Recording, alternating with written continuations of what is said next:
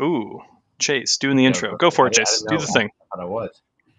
What's up, guys and gals? Today we're going to be talking about press and how to get it from 0 to 405 in about 4 weeks.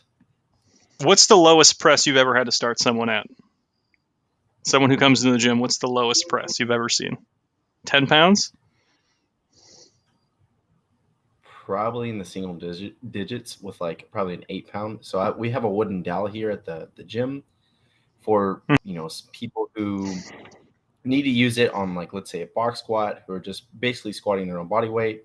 I've had some women actually use the dowel to press, and that's only for like a workout too. So we're starting with the dowel. So you're going from the dowel, the empty dowel, to 405. Mm-hmm. All right. We're going to walk it through it. Chase, what's your name? Who are you? I'm Chase Lindley. I am the head coach at Starting Strength, Oklahoma City. I've been a starting strength coach for about 2 years now. Yeah. I'm Alex Casari. I'm also a starting strength coach. I have been a starting strength coach for 1 day shorter than Chase has been. Mine was, I think, January 2nd. Chase's official date was January 1st. So our anniversaries are incredibly close together. Greg's in the chat saying hi, friends. Hi, Greg. But yeah, we're talking about the press today. We're going to go over some notes on form. We're going to analyze, I think, 7 or 8 press videos, including Chase's press with 405. We're going to go over programming, and then we're going to talk about the incline bench or the layback as well. The reason why Chase is important when it comes to the overhead press is that Chase pressed 405 over his head at a body weight of what, Chase? Around 240 something? 245? I weighed out officially at 110.3 kilos, which is about 242. Okay, gotcha. Yeah. How many other people have done something like that, Chase? Dude, so this is so weird. We have a guy at the gym whose wife comes in and trains. He's very heavily into starting strength. He actually is coached through someone else on online coaching, and he looked it up after competing into a meet himself. He looked up, I think, what was the highest ever, barbell press. And I think it's like Zabunis Zavicus. I think he pressed like 545 or some ungodly stupid number, right? Like some strongman out there just press some stupid fucking weight, right? He said that 405 was ranked 8th in the world, just out of anyone doing it. 8th in the world. I don't know about press. that. That's pretty kick-ass, man. Yep. Yeah. Entirely possible because just not many people do it. The press used to be irrelevant, or it used to be more relevant whenever it was in the Olympics, and it was taken out of the Olympics, right? What year, Chase? Yeah, in the 70s. Okay, it was taken out in the early 70s. I don't know if it was 72. Because it's hard to judge. We'll go into why it's hard to judge a little bit later. But basically, before, it's the most, one of the most universal things. There's the deadlift, you pick the bar up off the ground. The press, you pick the bar up off the floor. Like if you didn't have a bench press in the gym and you put a beginner in there, they probably wouldn't think of the bench press on their own.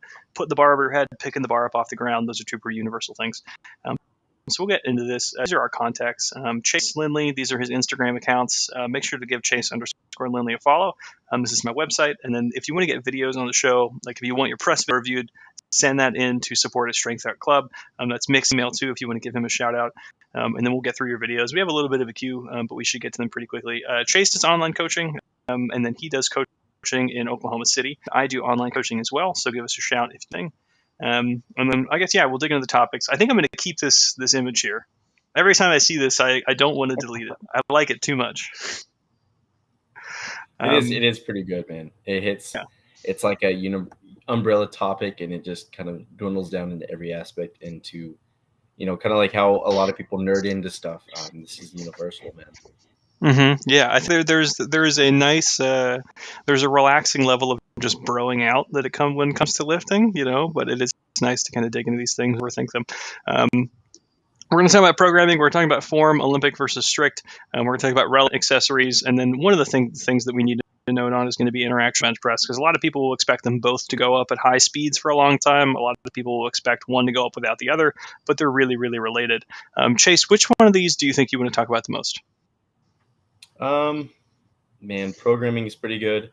I think, granted, like I don't want to use this as like kind of a dangling fruit, but like, I kind of know a lot about programming just because I've started at a very young age with just, I think my first session I pressed like 55 pounds. And then I've drawn it all the way up to 405. I kind of understand what changes are going to happen, what walls you're going to have to kind of avoid and jump over. I think I'll probably tackle programming. Okay, so we're excited about programming. That's good. A dude mentioned Iron BB. Iron BB is a really, really competent log presser.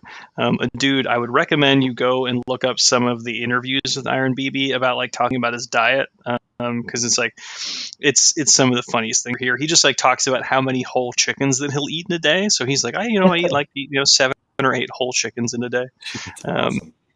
Yeah, the Iron BB videos are really fun. Okay, all right. So before we do that, I think we should look at some videos, particularly the 405 press, right? Does that sound fair? Sure. Okay, all right. Chase, I'm going to pull those up. Chase, you talk us through some of your prep for 405, things like that, and then how that press went, how that meet day went. Yep. So at about a couple of months before actually deciding doing the meet, my press was about 350, maybe a little bit higher, somewhere within that range. I had this goal of let's do 405, but I didn't know exactly how to make that happen in such a short time. Because as you get into more the advanced level, weight on the bar, it takes forever to achieve and to tack on. So 350 started out, did my normal routine of, kind of doing a Texas method variant where I'm doing a heavy intensity with a set of 5, maybe some triples, and volume with 5x5s. I think about that time whenever Nick and Rip kind of discovered that the presses, you need to practice them heavy. So instead of gearing towards a set of 5 or triples or doubles, heavy singles is what makes the press drive. So I started implementing those into my routine, and I went from probably started out at like 335 for about 5 singles, and I just slowly cranked it up to where I started stalling around 365, 370 for a single or a double. That was within a month or so. After that, I started implementing more pressing exercises and workouts during my program throughout the week. So my frequency went through the roof. I was pressing about 5 to 4 days, and pin pressing twice out of the week, doing some isometric work, and just really overloading the movement with the pin presses. This is my favorite frame. Just my head almost behind my chest or underneath it. Yeah. I think this is the best frame of the whole video. Yeah. Whenever I rewatch this is it, because there should be a head here, but where did it go? But yeah, so this is taken from an upwards angle. So the person is sitting down behind the gentleman whose shoulder that we're seeing. So it looks a little bit more dramatic than it is. But these are 3 reds and some change. These are 25 kilos. So it doesn't, I know it looks like 315 or something like that, people who don't use kilo plates, but these are 325 kilo plates. And then, so I had some questions for Chase. Yep. First and foremost, so we saw like 315 for 5 video on your press, on your Instagram, if you guys follow Chase's Instagram, which we had earlier on in the show, a few months, not long before then. And then you said it's a pretty active decision to drop from 5s down to lower reps for this.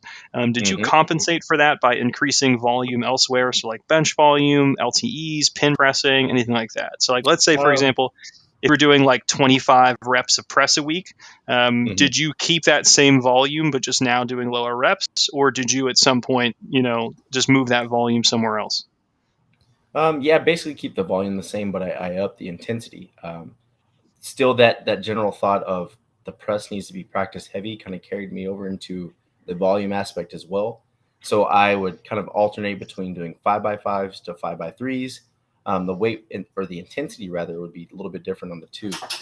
Same thing with my pin presses. I was doing sets of one set of 5, kind of like just like a heavy rack pull for a while there, but then I started changing it up, doing triples, doubles, singles for about the same. Okay, so you more or less tried to equate volume during this block, but you just basically you wildly transitioned where the relative intensity was. Mm-hmm. And then how sustainable do you think that would be for like a whole year's worth of training? Like, do you think that's kind of a thing that people can do to increase their press again from like 135 to 225?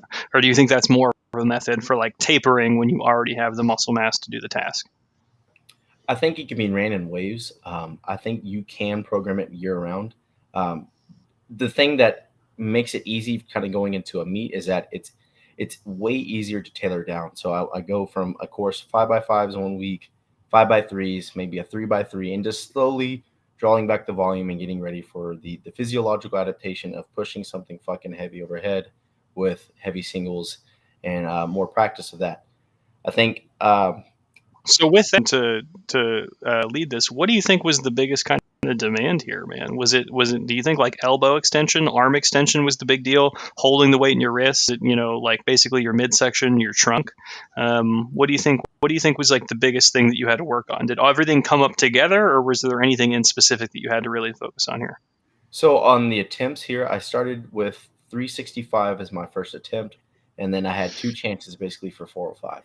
My first attempt at 405, I probably moved it like an inch or two. You have to get familiar with the weight in your hands to accurately kind of give your body time to judge of the timing, how much it actually needs to, move the hips and effectively move the weight. And on the second one, I knew what I did wrong. On the first attempt, I knew I didn't throw my hips hard enough. I was actually able to complete the rep. It's similar to like Olympic lifting with it's very rare for an Olympic lifter to PR their lift on competition day on the platform. Usually they've done 5 kg, 10 kgs higher than what they normally have. And again, it's just for a warm-up max. So again, there's a practice element to this that I kind of had to judge accurately as I'm ramping up and getting closer to the meet. I think my last heavy single that I actually completed was about 390 going into the meet. I attempted 400 and I got it to about forehead height, and I actually dropped it. Just got too far forward because I needed to become familiar with the movement. I couldn't stand up too soon with it, and I kind of had to rely a little bit on my layback, as you saw on the 405. Okay. And then how different was that layback versus, like what you would typically do? So like, let's say in the gym when you're doing your practice singles at 385, was it significantly more severe during the heaviest attempt that you did? No, man, I wish I had the video. So Rusty has a video of me doing 370, and that was probably the most I've ever laid back. My back literally looked like a right angle, a 90-degree angle. Yeah, you're just doing a bridge. Yeah. That wasn't as bad because, again, as I was ramping up the pin presses, I'm getting comfortable and I'm getting strong in that position of me laying back and actually using my abs to hold my torso more upright. Yeah, I think that's one super important part is the pin press and what that with accessories. Question from G-Lock in the audience here. Let's see if this pops up. He says his current press is between 160 to 170. To get that to body weight at 5. Many programming tips. So we'll go into programming next. So we have a lot to cover here. So going back and checking out our programming episodes, a lot of the programming advice basically applies to this. But the press functions more like a fast lift, like a snatch or a clean or a jerk or something like that, say like a deadlift does. You can really grind through some things that you probably can't grind through on a press. So we'll kick it off with frequency considerations. And just before we get into all this, Chase, you do have an article on press specialization, right? Yeah, I think it's upper body specialization, including the bench. It's upper body. Okay. But yeah, frequency is a big consideration. With the novice phase, of course, it's alternating kind of the ABA cycle with presses are done, every other day, same as the bench, and you can get away with that. Sooner or later, as you get into the advanced novice stage or the intermediate, your frequency needs to increase. And by the time you're an intermediate, you kind of can determine if you give a fuck about the bench or the press or not. And by that time, you're usually doing it about 3 days, if not 4 on a 4-day split. And then advanced, of course, it's 4 or 5. Right now with my Olympic stuff, like I'm doing, including like jerks, overhead squats, I'm probably doing about 6 exercises throughout the whole entire week. Across 4 days. Yeah. No, it's 5 days now. So 5 days. Okay. So it's almost every single day of pressing. So my frequency has gone up. Yeah, that's a really good point. Is the frequency, really with anything you're going to have to do, it's just the proportionally more work you put, the more the reward you're going to reap.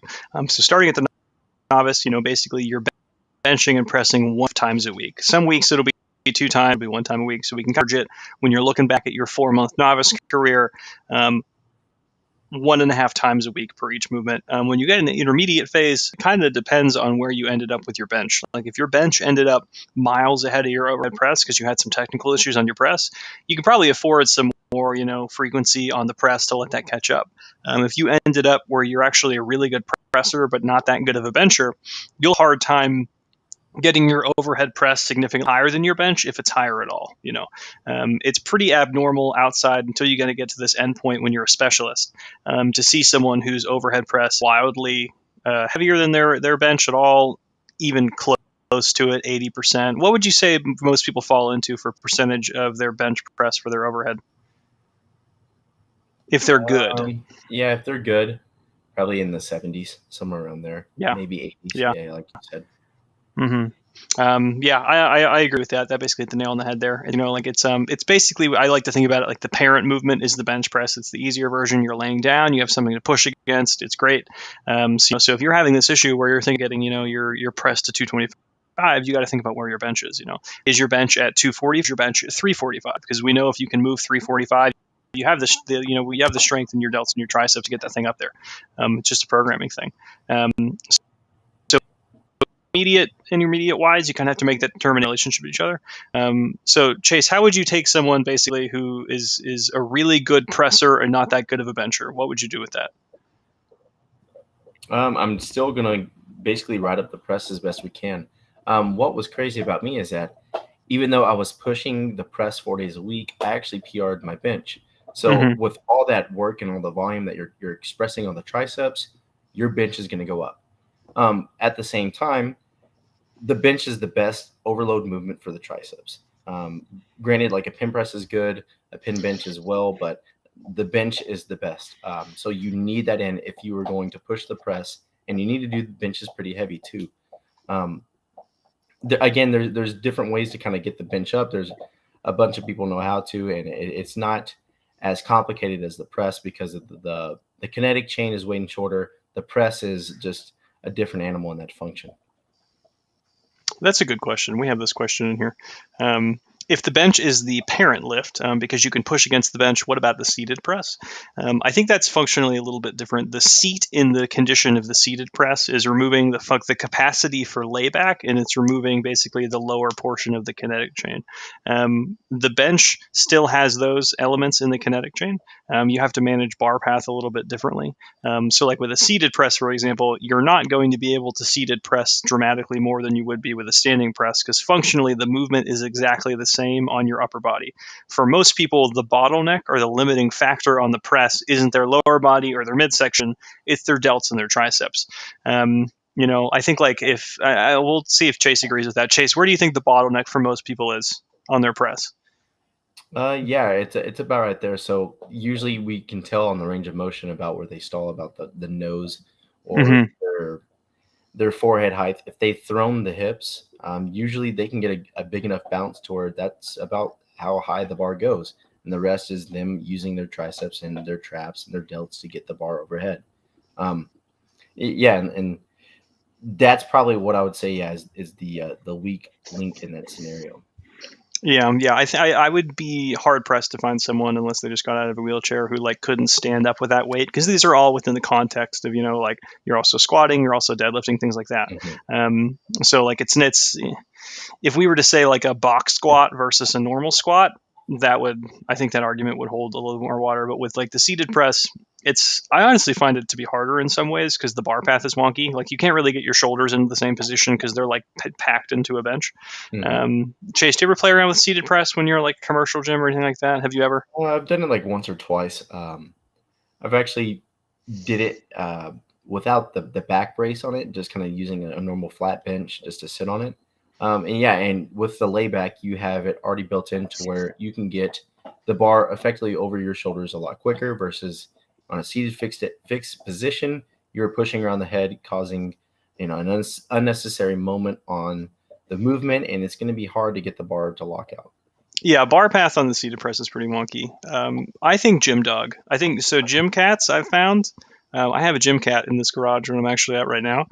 They really do not give a shit about walking under your bar or your plates. You'd think they'd be really skittish about it, but they're not. They're like, you're not going to kill me. What are you going to do, coward? Whereas dogs, I think they stay away from you while lifting weights a little more. Chase, what do you think? Definitely. Like I bring Garm to the gym all the time, and he has his own little secluded area of the gym. And like if I miss something, usually it'll create a loud noise, and he just kind of gets spooked by that. So he's just kind of doesn't give a fuck about. He's not running under. He's not running under any deadlifts. No, absolutely not.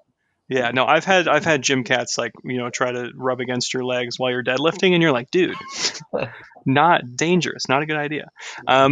Yeah, so since we talked about frequency, I guess the next point that we should go into is volume considerations, because frequency, volume, they're very intimately related. So it's like, let's say, for example, if you're doing, like 9 sets of overhead press during the novice progression, or let's say during early intermediate where you just really like pressing, and then you do that on 2 days, that's wildly different in terms of programming effect than if you did that on 6 days or 7 days a week. So with frequency consideration, it's almost always a function of logistics first, but in a scenario where you don't have to worry about logistics, I really think it caps out on effectiveness with 4 or 5 days a week for most people.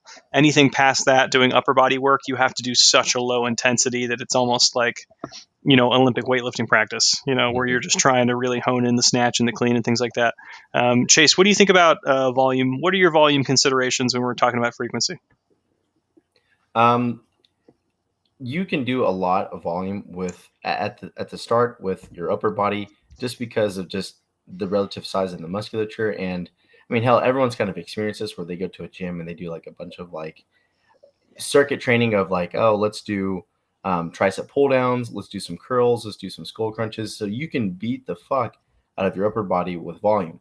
Now, as you get more advanced into this and more specialized, that's not necessarily the goal here, is not to feel like you have a pump or just sore.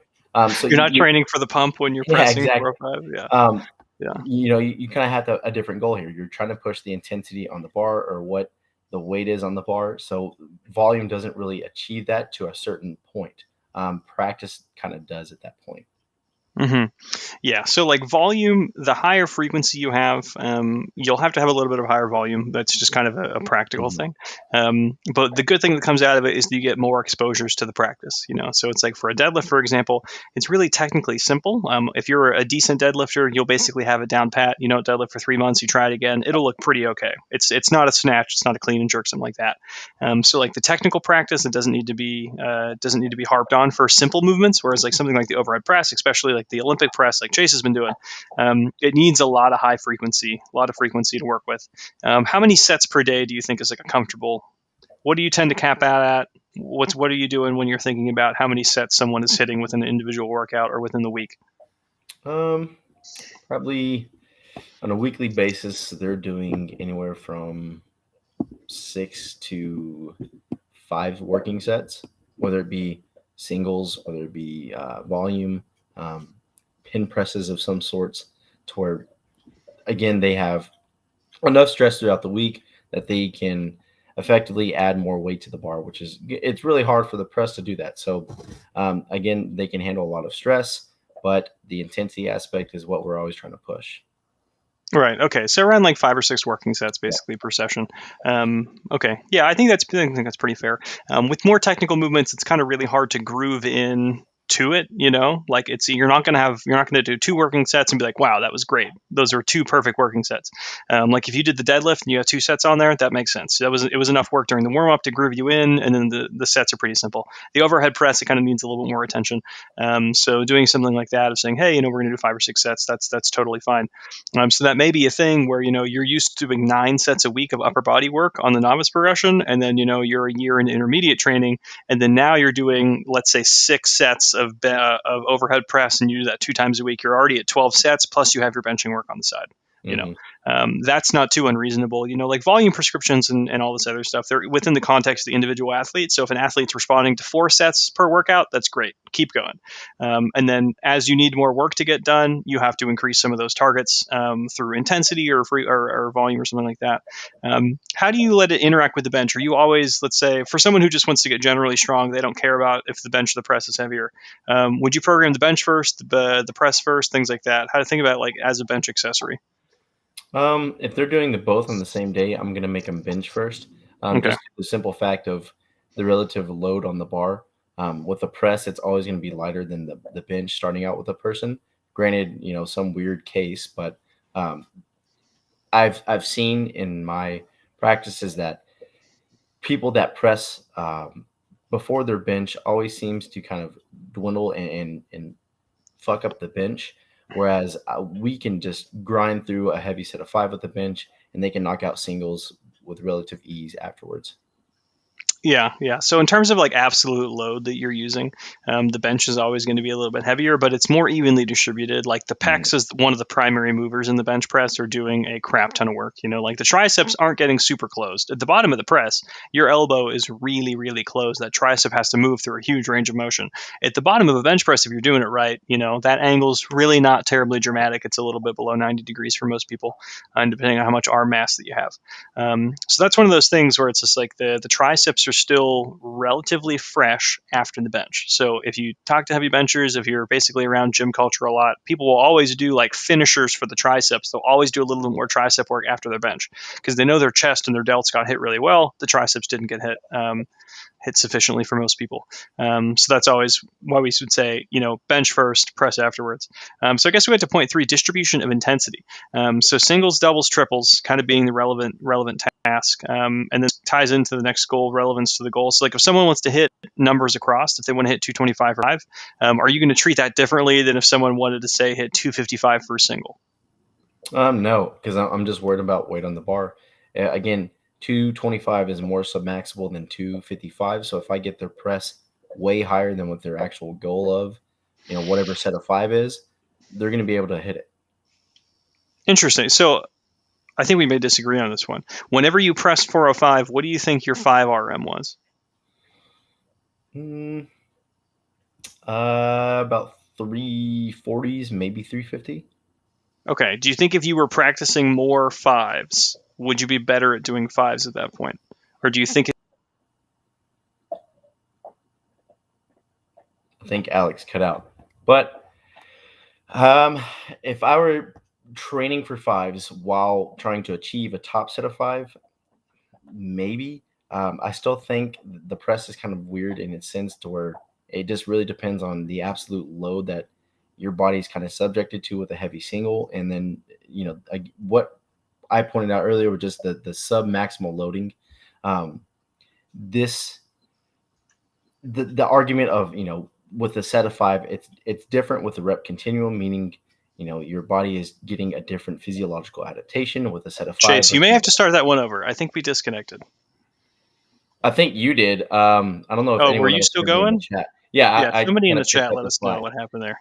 Yeah, if anyone didn't hear that, just let me know and I'll restart. But basically what I was getting to is there's different physiological parameters with training for a set of 5 versus a top single, right? I think it's easier to achieve all right, so G-Lock said he heard Chase all the time, so perfect. We got Melchior here too, the resident wizard. I love it. So yeah, the set of 5, it's a different physiological parameter. You got to think about the relative physiological changes that are happening with a set of 5 versus 1. I think it's easier to obtain a heavy set of 5 with a top effort single because of how much muscle mass you're going to gain effectively, how much more work you're going to have to achieve with getting a higher body weight with hitting a set of 5 versus 1. It's really not too difficult in that parameter. Okay, so you think like so if we could condense it, you would say that like the strength gains come easier on singles. So that would inherently transfer backwards to your 5s. And then increasing just the 5s themselves, that's just hard to do. I agree with that, yes. Okay. All right, cool. I agree with that for the most part too. That's one of the reasons why I program a lot top sets in for everybody. Almost all of my athletes will be doing top sets in. So it's like, hey, we want you to do like a pretty decently heavy single somewhere in here 1 or 2 times a week just to kind of feel what heavy is like, but also to make sure that strength is going up on the top end. Question from Tejo. What would you modify and how for the novice doing NLP when their press stalls, since that happens pretty quickly? The first thing I would check in is to make sure that they're actually alternating their press and their bench. A lot of people, it's a common mistake. I don't know why it happens, but it happens. People will just go like press, bench, press, and they'll just do that forever. I've seen that happen a bunch. Chase, have you seen? I know that you supervise your athletes, but like to random people, have you seen that from them? Not so much. Okay. I think, but I mean, it's fairly common with, again, everyone's so infatuated with the bench. The press is hard. You start out relatively low, so just fuck the press at the Mm-hmm. start, right? Instead of the bench where it's more appealing. Yeah, make sure you're doing both of them so that you're getting sufficient skill practice. And then I think it would go back to the ratio of your bench and your press. Like if your bench is at 135 and then your press is at 115 pounds, you can't expect your press to keep going up. One thing that I've noticed is that a lot of people will. Actually, just one of the guys who recently came on board with me, this happened to him. He started both his press and his bench at 65 pounds, and he took the same increases on every one every time. So his press and his bench were like going up in pair, in pair, in pair. And the bench was just really submaximal. So he's not getting that, requisite stimulus to actually increase his bench at any sort of sufficient rate. So his press is going to stall early. Because we were talking about how the bench can drive the overhead press.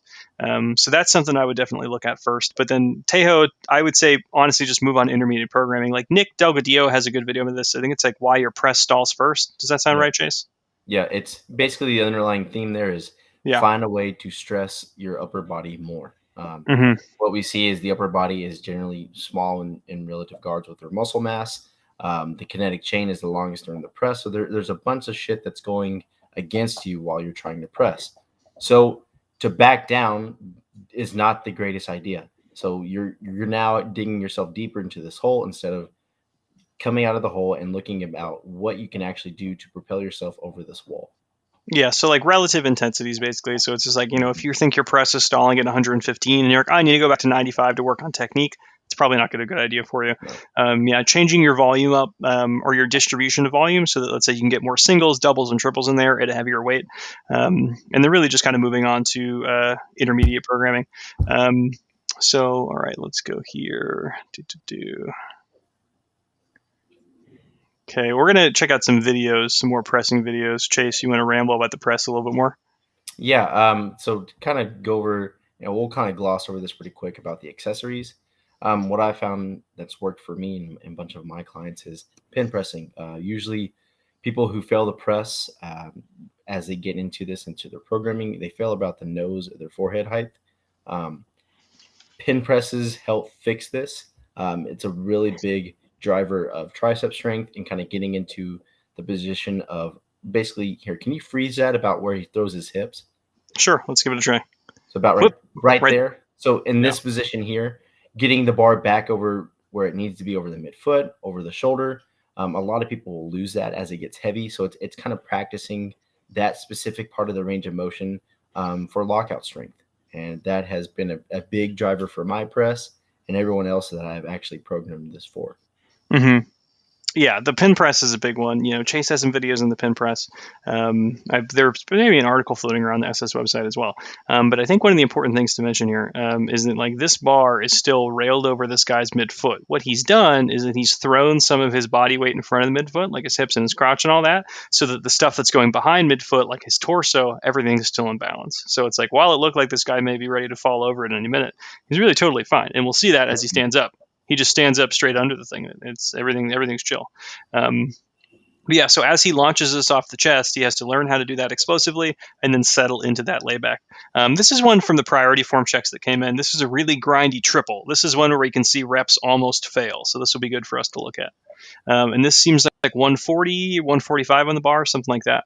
Mm-hmm. Okay, so much hip movement to start. More hip movement.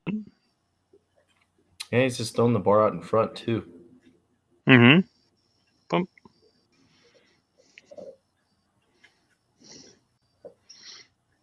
Yeah. So what are you looking at whenever you're saying he's throwing the bar out in front? What's kind of the thing that your eye is drawn to? Are you looking at the bar's position? Are you looking at his shoulders, his hips? What are you looking at? Kind of just looking at it all.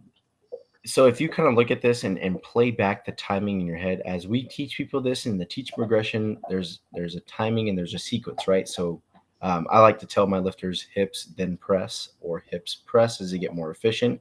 You can kind of see there's a little bit of a pause between after he's thrown his hips and then there's a press. It's most obvious on this rep right here. So the hips move, then it just kind of sticks. Exactly. So he has to have a little bit of a quicker timing and enough to where he's not going to effectively stand up too quickly and then press, because then that goes back to the seated press conundrum of you pressing around your head instead of letting the bar travel right over the shoulders in the midfoot. Mm-hmm. Yeah, these are great. These are real grindy. So whenever it gets to this level of grinder, this is something that like tells me it's like the delts have already really contributed. They've pulled the upper arm almost into its terminal position. It's really just like elbow extension, which is going to finish this rep. So it's like, hey, the triceps are a little weak; they need more work. We can get that through like a pin press. These racks are really good for pin pressing. Alternately, we could get in we can get in some more benching work, something like an LTE, close grip, something like that. Chase, do you ever have different recommendations depending on where it slows down? So like if someone gets stuck right on the chest or if someone gets stuck right before the finish? Determining if I'm going to program some assistance exercise, Like if depending you're on going to where it do like a stalled. pin press for them, or if you're just going to do more heavier volume or more lighter Okay. volume or anything like that. Um, Yeah. yeah, it just kind of determines on the range of motion. If it's failing a little bit higher, I know that he's thrown his hips. He has that part of the movement down. Now we have to kind of split this thing up and work on the pressing movement to where he can press past that little pause in the range of, in the movement. If he just can't get it up off his chest, we need to probably go back down just about 5 pounds maybe, and then load it a little bit lighter to where we're doing 1 pound jumps, 2 pound jumps, and maybe hammering, yeah, like you said, the bench a little bit harder. Yeah. So like when it gets stuck basically on the chest, if you can't get it up really at all, it's probably just too heavy a load. Like Yeah. it's there's not going to be a load that you can finish with your triceps that you just can't get off your chest, Yeah. because the way that we do the Olympic press, you have so much momentum and acceleration coming out of the bottom. Like you can see it here on Jacob's reps. Like they're pretty fast out of the bottom. They're getting basically to about his forehead, and then they're just dramatically slowing down. It gets to that point, then it's stuck. So it's just like we know the triceps need a little bit more work here. We have some questions in the chat, so we'll go over these. Crown of Iron first. Finally made it back. I'm micro-loading my press as part of the NLP, and I'm finding progress is slow but steady. If I stall, do I go to triples? What do you think, Chase? Yeah. If you're able to add weight to the bar, that is driving stress. The stress is still ramping up. Triples is a great way to do that. Granted, not everyone is cut out for fives for a long, continuous process. You got to do what works with adding weight to the bar, and that's triples, singles, manipulating the volume essentially. Yeah. So like one very important thing, and then here we go. Crown of Iron said another thing. I've heard some advice that you should maybe text this method to press if it stalls, but carry on NLP with the other lifts until they move to intermediate. Yeah, that's definitely right. You don't have to go to intermediate with all lifts all at the same time. And the same thing, like as you're 2 years into your intermediate phase, 6 years into it, really whatever. Your lifts are going to be developing at different rates. You need to treat them all as their own individual beast. There's going to be carryover, like a squat will fatigue a deadlift and a bench will fatigue a press, but you can program them individually. The one important thing I would say is you want to make sure you're equating volume. So like if you go from pressing, let's say if one set a week, and then rather than a 3x5, you do a 3x3, you're going from like 15 reps of stimulus to 9 reps of stimulus. That's a pretty severe drop, so you want to make sure that like if you're going from 3 sets of 5, so 15 reps, and you decide to go to triples, do 5 triples rather than just 3. That way you're still getting pretty sufficient amount of volume in. But micro-loading is a really good idea. Like if you just put bench on both ends of the week, so like if you're going bench on Monday and Friday, and then you can just micro-load the middle day, as you get 10 pounds on your bench every week or 10 pounds on your bench every 2 weeks, that press is going to grow behind it. Another question from Melchior. The resident alchemist. Could you please clarify press working sets per week? I believe one of you may have misspoke earlier. Also, how might you count heavy singles? I mean, 5x5 and 5 singles should not count the same. So Chase accidentally said 5 working sets per week. He meant per day. I may have said the same error afterwards. But he was saying like 5 or 6 sessions is a sweet spot for a session. We need a goddamn script. I know, yeah. We should put more work into this podcast. I need a teleprompter in my room. Yeah, we're going full Biden style, man. Exactly. We're gonna have the whole screen up in front of you. Yep. How do you feel about counting the volume for heavy singles? I don't. Or like let's say like the warm ups, kind of adding it to the volume. I don't. But yeah, I tweak the number of singles that you're doing to where I've had some people do 10, do 8, as little as 3 or 1. Just kind of depends on how well they can do the movement. If their movement is shit, we need more practice at it. You need me more comfortable with taking the bar out of the rack and not freaking out and actually throwing their hips, using the timing and pressing it. So I'm going to hound them a lot with the singles and kind of get their volume and intensity that way. And if they're more efficient at it, yeah, we're going to do less number of reps. Yeah, so like technical practice with heavy weights need more attention with the singles. As for like Hmm. how you count them into your volume calculations, I would count them as like hard exposures, almost like singles is a separate thing, you know. So like Yeah. sets, so let's say for example, if you were to go farther to the other end of the spectrum and you're like sets of 8 versus a single, those are so different, not only in terms of like fatigue costs that you're working with, but also with stimulus, you know, like stimulus and fatigue are really different, so it's kind of hard. I would track them within themselves. So, like, if across one training block, for example, you started by handling 5 singles a week, but then you worked your way up to 10, and the weight was like pretty equivalent, then you're gaining the ability to handle more hard singles. But like, if you are comparing different ends of your training block and you just shifted all of your volume from sets of 5 to all of your volume to singles, that's really hard to compare. You know, you're comparing apples and oranges at that point. Another question from the boy himself. Can you see that one, Chase? Yeah. Thoughts on pressing from the squat safeties? I don't like it. I just prefer you to walk out of the rack. It's a little bit more safe on the equipment in case you fail. You go forward, you miss a rep. I don't want anything damaged. I don't want the bar damaged. I rather the bar just fall straight down. You get out of the way, and it just bangs up the floor instead of the bar banging on the rack, and the rack is scratching up the knurling. So hard disagree here, but I'm also someone who doesn't. I'm not the head coach at a gym, so that's probably it. I don't care about other people's racks because they're not mine. Yeah, well, I mean, look, Um, if it's at a commercial gym, yeah, fuck it. But yeah, if you're yeah. in If my you racks, fail, yeah, fuck no. You're throwing that down. I really like it for people who tend to screw up the walkout, and I know that you can get better at the walkout over time as you're doing it. But you'll meet a lot of people who are just like total wombats, and it's like when they pick it up, they may have really good wrist position. As they take their step back, their wrists completely collapse, and they're pressing from a totally different start. You know, so pressing from the squat safeties can kind of remove that. It's not necessary; it's just kind of a convenience thing.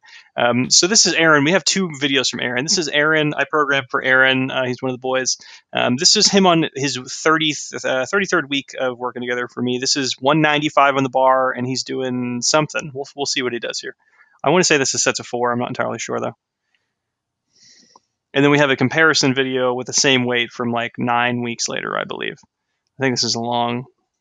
Here we go. He's finally walked it out. So pretty strict press, but he's getting a little bounce out of it. mm-hmm.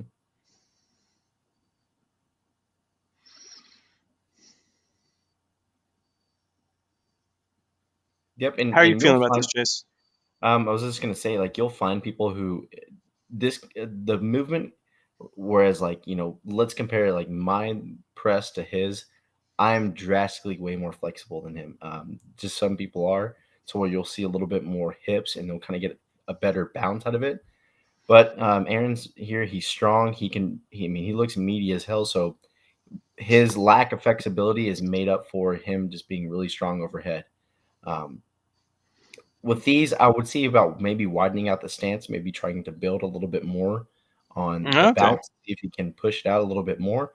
Um, but as far as this goes, just really hounding the timing, making sure that this is faster, right? Try not to wait so long in between each rep. You're kind of, I found that the more that people wait on performing the press, they psych themselves out, right? This needs to be very robotic, hips press every single time. Press with urgency. Yep. Yeah, and then we'll check out. This is the same guy, same shirt, which is really funny. When I was looking through Yeah, these it today, says. I was like, yeah, that's his favorite shirt. But yes, this is week 42. So this is 9 weeks later, same load, and a shorter video too. So hopefully that gives us some clues. Yeah, and then he's bouncing through these ones, but the bar speed is dramatically faster. Um, Mhm. Yep. And then he got this for a set of 4, whereas last time he failed on 3 despite using that. Chase, how do you feel about this bouncy sort of press? So basically just kind of catching a bounce out of the bottom. We used to teach it like this. It's fine if you don't have any access to actually learning the proper, hips press motion. But if you have the access and the ability to do it, you need to do it. It's involving more muscle mass. It's making the lift way more beneficial, and it's developing a little bit more better coordination with you too. So you're kind of knocking several birds out with one stone. Mm-hmm. Yeah, if you can do the press 2.0, it tends to be pretty helpful. In terms of stress, I believe for Aaron, if I remember everything correctly, we're focusing on the bench right now. So like the press, we treat it as like an accessory for the bench. Mhm. So during this, 9 weeks or so, we got the press or the bench up, the parent lift in this case, up significantly, and then you can see that working backwards. So this whole time across the 9 weeks, Aaron was only pressing once a week. So this is 9 pressing exposures later, but the bar is moving significantly faster. And again, that's just because, we probably added 30, 40 pounds to the bench press at that point. I think the coordination thing, that's one thing that Chase said. People get way more coordinated from learning how to move the bar over their head. Yep. Yeah, especially with the overhead press. And like I find that like that plays a lot into different things too. Even like the clean, like learning how to catch the bar on your shoulders. The Mhm. squat, learning how to stay balanced in the middle of your foot. Definitely. Yeah. Chase, do you see pretty drastic coordination improvements from people? How often are you seeing stuff like that? Yeah, with our older trainees who come in and actually learn the hips press motion, um, getting them to understand cues is actually the big difference that I've seen. So, usually making a lifter at that age break at their hips and knees at the same time, it can be a little bit of a conundrum where they kind of separate the two and it's a real hard on them. Versus several weeks of doing the press and actually getting their hips to move and to kind of time the hips and the press, those cues associated with the hips and knees breaking at the same time on the squat seems Mm-hmm. to be a little bit easier for them. A little bit more body kinesthetic awareness, essentially. Yeah, they're like learning skills, which is great Yeah. always. We have a question from, I'm going to try my best here, uh, Ayato Miwa Adani. He said, does the pin press work for the lockout position? What do you think, Chase? Yes. I've kind of played with this a little bit with varying the height, and this is actually kind of more on like the Olympic side where people do heavy jerk lockouts. Maybe like the range of motion's like 3 inches, 2 inches, and people will overload the fuck out of them with, let's say your best jerk is 200 pounds, loading the bar up to about 450 or so, and getting used to holding a weight overhead, Mm-hmm. building a lot of trap strength, of lockout strength. It's very key. Yeah, a lot of that stuff, like front squat unracks, just hold like 400 kilos in the front Yeah. squat unrack. I'll have a lot of my guys do this before powerlifting meets too. I'll have them just take out a super or like a super maximal weight, hold it, feel it, understand you're not going to get crushed and die whenever you shoot for like a 10-pound PR. So like if you're trying to bench, let's say 305, I'll be like, hey, go take out 365, just hold it in your hands, maybe even guide it down to the pins. Like, understand that these things are pretty realistic. Yep. This video, this is from our boy Still Pickers. He just sent this in off of Instagram. He's on his way to press 225 for a single, and he failed some attempts. So we're going to go over those failed attempts and see what he could do. Okay, so this is attempt 1, pretty fast. How do you feel about this walkout, the start of the press itself? I like the walkout, getting into that position quickly. It's just you barely move the hips, right? You can kind of see it's more of a hump. There's a lot of backward Yeah. movement, and then it comes back to neutral. You start at neutral and you go forward. So it's kind of the opposite here. Maybe slow down the walkout just a little bit, get a wider stance, and you're going to shove your ass cheeks forward into the wall as best you can. Yeah, I think the stance is too narrow. I think the grip is a little bit too deflated. Like, it's a hard position to fight out when it's that close. Mhm. One thing that was really good about Aaron's press, if you go back and watch that again, is that he keeps the bar literally nestled right under his chin. So this is press single 2. This one moves faster. A little spoiler alert if you actually saw that. But this one moves faster. The hip throw is a little bit more authoritative. So let's see how this one goes. But he gets it up. He's throwing this one really far forward. How would you try to correct this, Chase? Aim for something. So, what I tell people as they're getting heavier in their singles, there's some sort of a rhythm here. So it's get your stance, or I'm sorry, a sequence. So it's stance, right? One breath. So take it all out in one breath, get your stance, and then nose. So you're already having this precursor of where the bar needs to be before actually holding the weight and thinking about it right then and there. It's going to waste a little bit too much time. Yeah, it's like, so I feel like if he gets it to this point, I think he has the gas to finish a rep like this. Like I think that the pure strength element to get it is there, and it's just kind of aimed at the wrong location. So one of the merits of being able to throw your hips forward more is that it inclines your torso, and then that inclination of the torso aims your shoulder now in a different angle. So getting it to be aimed right over the middle of your foot is a whole lot easier.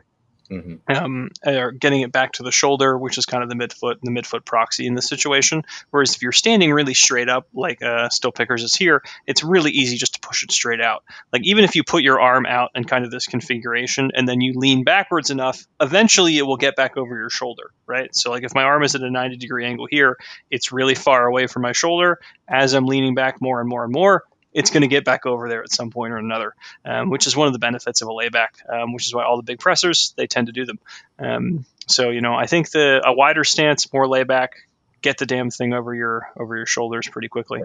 And then this is our boy Theodore, by the way. For those of you who've been following for quite some time, you'll have seen Theodore in the chat quite a few times. This is Theodore's press. Oop. Now, Theodore does a thing at the finish, which you can see here, where he really shoves his head through.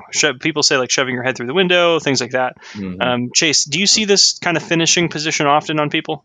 Not often, but I've experienced it enough. So like if you can see at the very end, pause it one more time, Alex. Like sure. Right there. We'll see the next one. Eventually that becomes an issue. This is real light to where, he's not even using any hip motion. He's just strict pressing. Eventually, like this bar right now, it may be an inch in forward of his midfoot. This is going to throw him off balance. Him actually shrugging, quote unquote, this is not how you finish it. Make your biceps touch your ears, or imagine that the wall is right an inch in front of your face to where you can't move forward. You're just essentially locking the bar over your shoulders, and everything's in line. Yeah, like I've been trying to get him to basically to keep his hips over his feet, keep his shoulders over his hips. Like everything should be stacked right on top of it. So it's like he learned this pattern and has been doing it for quite some time, where the chest will go like really, really, really far forward, and it's quite a dramatic movement to unlearn. I think that this pattern in the overhead press, it is the hardest one to like unteach, in my opinion. Even if someone kind of has like some knee bend or something like that, or if they have a little bit of push press going on, you can work through that pretty easily. This one tends to be the hardest issue I found. And then we'll start this video over a little bit. So he's doing some lighter strict press to try to practice basically keeping his shoulders in position. I found this happens for people who are really flexible. So like if you were to watch, basically, like if we could pretend to see his lower back is in like it's really extended in this position because it has to kind of angle and incline itself to let his torso go that far forward. So like right here, when his torso is like all the way, it's completely displaced in front of his hips, he has to be really extended at the lower back. When it's really heavy, that tends to just be irritating or not super efficient, or a variety of things. It's hard to carry that level of extension. It really is. How would you try to fix this? Like if you had to give, let's say, 2 or 3 cues to work through it. One, I'd make him not step out as far, just literally a half step, just enough to clear the J hooks to where he has that reference of the rack. So if he pushes himself a little bit too far forward, I'm sure Tejo has kind of experienced this where he kind of drifts on his toes. He has now a more of an object in front of him to where he can get the bar back over his shoulders and essentially stack himself in line. Another one would be widening out the stance and basically almost half-assing the press. I know this kind of sounds weird, but he's overdoing the shrug. Just don't shrug at the top. And he's going to shrug naturally because he knows how to shrug, but here it's an overemphasis. Yeah, less drama, stand closer to the rack, widen the stance out. Those are all really, really good ones to take home. And we'll see if we got any other videos for today to go through. Do we got Theodore and Jacob? Yeah, I think that's it for today in terms of videos. I guess we can go back to this guy and see if there's anything else we want to work through. So we'll talk about accessories. So like we have a few options here. The primary, we'll go to this view. Oh no. Okay, we'll go back to this one. Yeah, so we have a few options in terms of accessories. The ones that are going to be the most relevant to the press are the ones where you're putting a bar over your head, and then they get increasingly less relevant to that. So something like a pin press will be super relevant. A pause press would be really relevant, and then things like an LTE, a dip, and a bench press, they will be less relevant. For a pin press, that's your hands down favorite press accessory, right? Oh, easily, yes. For sure. We got relative strength in the chat. He's just said he had 215 at 8 months of training. That's really good, man. What was your bench at this point? So you're about like a year and a half into lifting. But yeah, so the pin press, it's a really good one for finishing in terms of the lockouts, as we were just talking to Ayo Tomiwa. As we were talking to him about, the lovely gentleman AA, the pin press is a really good one for a lockout. The pause press I found is a really good one for people who are overly eager about pushing the bar. So like if someone really throws the bar forward, really far away from their face, I'll tell them, start your press just like normal, stop it when it's right at your forehead, hold for a second, calm down, then finish it. You can't do that with like heavy working weights at all, so that's something to like incorporate into a warm-up. So it's like if someone's pressing 185, do a set or two at 135 and then practice, pausing in the correct position. Have you ever played around with pause presses, Chase? Never have. Okay. LTEs and dips, how do you feel about them? I love them both. Granted, the dips can be kind of an issue with making sure that you're not fucking up your shoulders or anything like that, but LTEs make them real heavy. Hell, we talked about this last podcast, but LTEs definitely help build your triceps. I think it was Larry Pacifico or one of the old powerlifters back in the day of how the LTE was one of the other big parent lifts that he actually trained in. Fuck, man, people have been doing LTEs pretty heavy back in the day, and they had some monster benches. Yeah, they've moved. A lot of people now really like the JM press. They really like the skull crusher, things like that. The LTE, it is kind of an older movement. It's more old school. It just gets such a longer range of motion. I think the stimulus is just really good. Relative strength, he benched 290 at 220 body weight. He's trying for 225 on the press and 300 bench soon. That's awesome, man. Congratulations. If you can get those within 2 years of training, that's a really good landmark. Very good landmark. You should be exercising for many, many years of your life, so you have a lot of room in front of you. So like the dip is something where it's a good lift to insert if for some reason like you tweaked your shoulders and you can't get anything overhead. Like the dip, it's a really safe movement, I feel like. Some people will say it's really dangerous. I think like if you screwed your shit up overhead, like a decline press, basically, which is what a dip is, that tends to not be very irritating. Like if you can't do a lateral raise, for example, because your shoulder's tweaked, like just pressing down and in front of you, that tends to be pretty comfortable. But for some people, the dip is just such a massive stretch, a massive stretch on the shoulders. And then the bench press. I would call this an accessory if you're a press specialist. How would you feel about that, Greg? Chase? I totally agree. Okay. Like I said earlier, the bench is the best builder of tricep strength. It's definitely key if you want to press anything big. And then hot question from Glock here. He said, do lateral and front raises count as press accessories? I don't think so. I think they really serve no function really at all. Yeah, they kind of train your delts and stuff. They make your delts look real pretty and stuff, but I think that out of the risk versus reward, you're getting a little bit more risk out of it with just impingement if you don't know how to do these correctly. And a lot of people don't know how to do lateral or front raises correctly. Yeah, there is a shrug component. It's what's weird. Some people will do them with like super depressed scapula, so they'll like really pull their shoulder down, like they're packing it for like a bench or something, and then they'll do the lateral raise. It looks really weird when you see it, but like a lot of people will shrug up just because the weight's pulling them up there anyways. You heard it from Chase's mouth here, everybody. They make your shoulders look pretty. So if you want pretty shoulders, go for it. No. That's the only word of wisdom to take from the show. I'm cutting the stream off. Presses are the foundation, man. They actually look like you have a rock underneath your skin. But like if you want the like nice tight, veins and all the pretty, cute. This sounds cuts, great, man. If you want, you definitely need to do some pretty boy shit if you want to look like a beach bod off of Muscle and Fitness magazine. See, you heard it here first, everybody. Chase has officially endorsed lateral raises. Get your beach bodies. I'll write an article on it, and we'll get them on how to train them. Yeah, get the starting strength beach bod is what it is. That's it. Yeah. 28-inch quads, 14-inch arms. That's the way to Oh go. It's a 2-to-1 ratio. Anything else? Any parting shots for the press, Chase? yeah. Just as a general rule, like they need to always be a little bit more stressful each time in the gym. Granted, that's just with anything in programming. Just making sure that you're pushing the numbers and not are too focused on kind of the smaller things.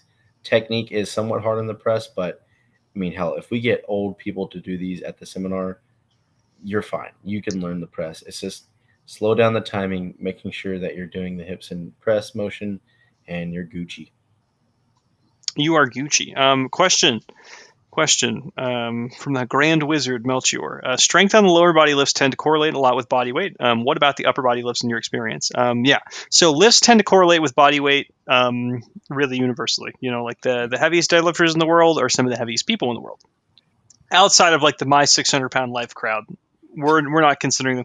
Among the exercising population, larger people tend to be stronger. There's a little bit of an inversion with that. Or let's say an inflection point. So like some people who have who are literal dwarfs, like if you have achondroplasia, you're probably a really good squatter if you decide to squat. There's some videos of people who are like 3'5" who can squat like 250 kilos for like 25 reps. It's sick. It's the coolest thing you'll ever see. They move the bar like 4 inches in space. So like if you want to count that as a squat, you can count that as a squat. Yeah, who's that? There's a dwarf at like West Side, right? He competes.